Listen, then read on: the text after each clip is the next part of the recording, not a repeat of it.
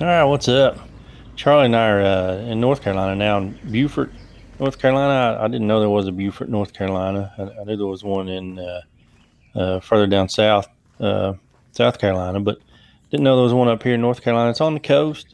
Several different cool things here we're going to check out, but really the coolest and one of my favorites is this cemetery, which we're getting close to right here.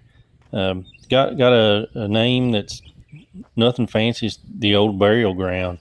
The oldest headstone here, the oldest tombstone, oldest grave marker, is from 1711. So one of the oldest ones in the country. Definitely, probably the oldest one I've ever been to. I think it's probably my favorite that I've ever been to. I'm a cemetery guy. I dig some graves and cemeteries. That probably not the right way to put that. I don't actually dig them physically, but I think they're cool. Uh, and this one was really cool. No famous people, no celebrities or anything here. There's a British soldier here from back in the day. A lot of pre Civil War graves here. The coolest grave we'll make our way over to is the Rum Keg Girl, um, and her grave stands out amongst all these other lots of graves here that look really unique. I've not seen even in like Savannah and Atlanta, places like that, New Orleans. Graves here just seem really cool and unique. But we'll make our way over here to the Rum Keg Girl. She was born here in the states in North Carolina. And her family was from England, and as she grew up, her mom was talking about England, missing the homeland.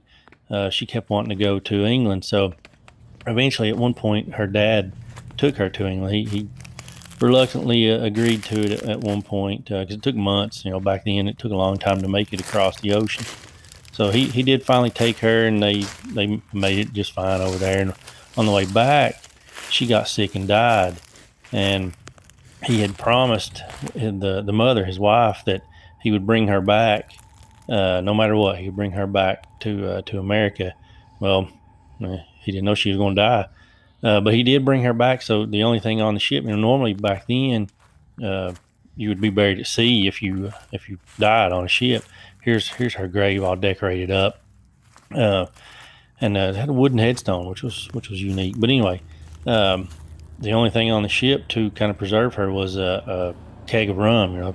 Plenty of rum on board. So he put her body in the rum and brought her on over to America, and they didn't want to open the rum barrel up and expose the mom or anything, expose the mother too. Do you ever see that wooden headstone? I don't think I've ever seen that before. But anyway, back to it.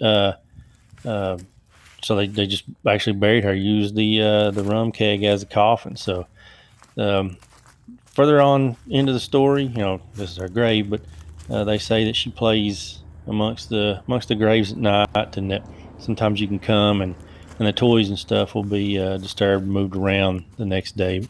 Lots of people leave stuff like this on her grave.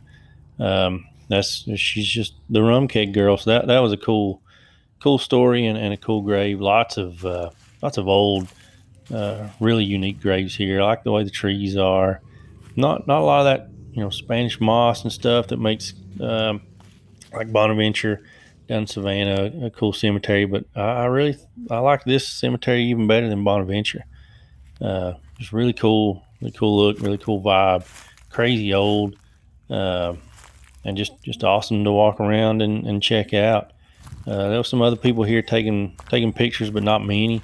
Just a few people walking around and checking things out with us. But uh, I dig it.